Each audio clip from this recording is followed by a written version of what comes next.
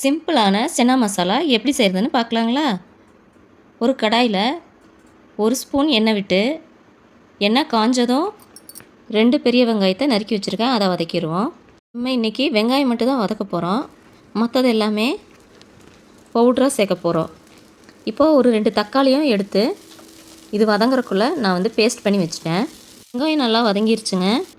இது ஆற விட்டுறலாம்.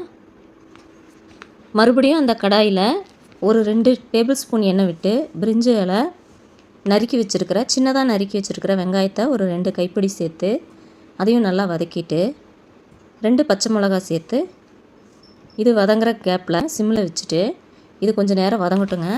நம்ம அரைக்கிறதுக்கு எடுத்துக்கலாம்.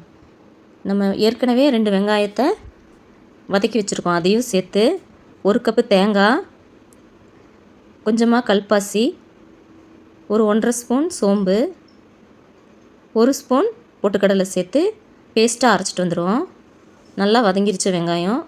இப்போ நம்ம 2 தக்காளி அரைச்சி வச்சுருக்கோம் இல்லைங்களா, அதையும் சேர்த்து பச்சை வாசம் போனதுக்கப்புறமா ஒரு 1½ ஸ்பூன் மல்லி, 1 ஸ்பூன் மிளகாய்த்தூள், 1/2 ஸ்பூன் கறி மசால் தூள், 1/4 ஸ்பூன் மஞ்சள் தூள் சேர்த்து அதையும் பச்சை வாசம் போக நல்லா வதக்கிடலாம்.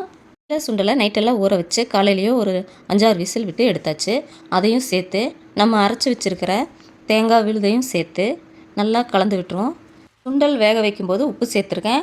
இந்த குழம்புக்கு மட்டும் ஒரு 1/2 ஸ்பூன் உப்பு சேர்த்து தேவையான அளவு தண்ணி விட்டு கொதிக்க விட்டுறலாம். இது ஒரு 5 நிமிஷம் நல்லா கொதி வந்ததும் கொத்தமல்லி இலை தூவி இறக்கிற வேண்டியது தான். ஸ்டவ்வை ஆஃப் பண்ணிடலாங்க. அருமையான சன்னா மசாலா ரெடி ஆயிடுச்சு. இது சப்பாத்தி பூரி ரெண்டுக்குமே நல்லாயிருக்கும். இது ரொம்ப ஈஸியாக சிம்பிளாக செஞ்சிடலாம். வாங்க டேஸ்ட் பண்ணி பார்த்துருவோம். நல்லா சாஃப்டான சப்பாத்தியில் சன்னா மசாலா வச்சு ஒரு பைட் உங்களுக்கும் கொடுக்குறேன். வீடியோ பார்த்துட்ருக்குறவங்க இதை ட்ரை பண்ணி பாருங்கள்.